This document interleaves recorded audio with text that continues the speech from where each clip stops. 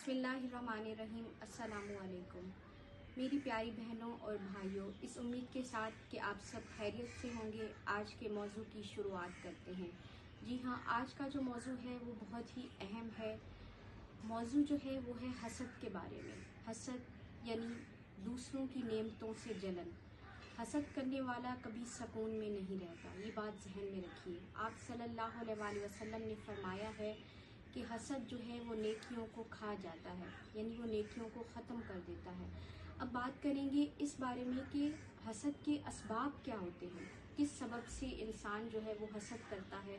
इसके जो सबसे बड़े असबाब हैं वो तकब्बुर है, दुनिया से लगावट है कि आपका दुनिया की जो चीज़ें हैं उसमें ज़्यादा आपका दिल लग रहा हो, कि किसी के पास गाड़ी है, किसी के पास बंगला है, किसी के पास बैंक बैलेंस है, तो आप हसद करते हैं कि काश ये उससे छिन जाए और जो है वो इससे महरूम हो जाए। तो ये बहुत ही बड़ा गुनाह है, याद रखें। हसद करने वाला कभी सुकून में नहीं रहता, वो कभी भी सुकून में नहीं रहेगा और हमेशा परेशान रहेगा, बेबस रहेगा, दूसरों से जलता रहेगा, उसे दीन से दूरी इख्तियार कर लेता है वो इस तरह से, क्योंकि उसका दुनिया में दिल लग रहा होता है। वो दूसरों के पास जब दुनिया की नेमतें देखता है तो और ज़्यादा हसद करने लगता है, जो कि बहुत ही बुरी बात है।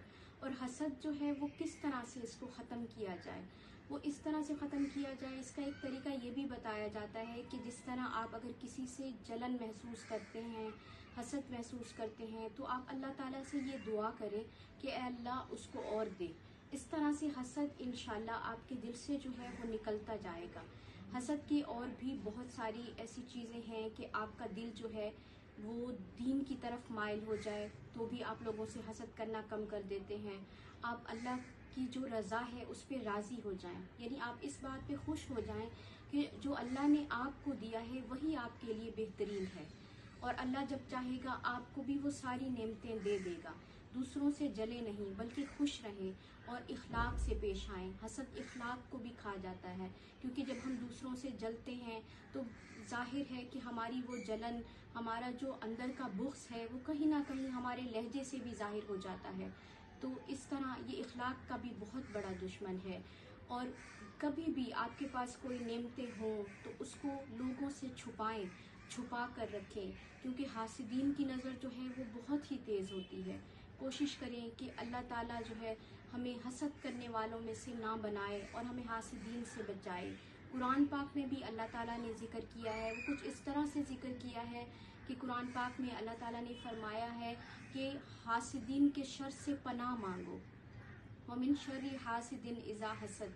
यानी इसका कोई इलाज अल्लाह ताला ने नहीं बताया, बल्कि ये बोला है कि हासिदीन के शर से पनाह मांगो, यानी दुआ करो कि अल्लाह तुम्हें हासिदीन के शर से बचाए।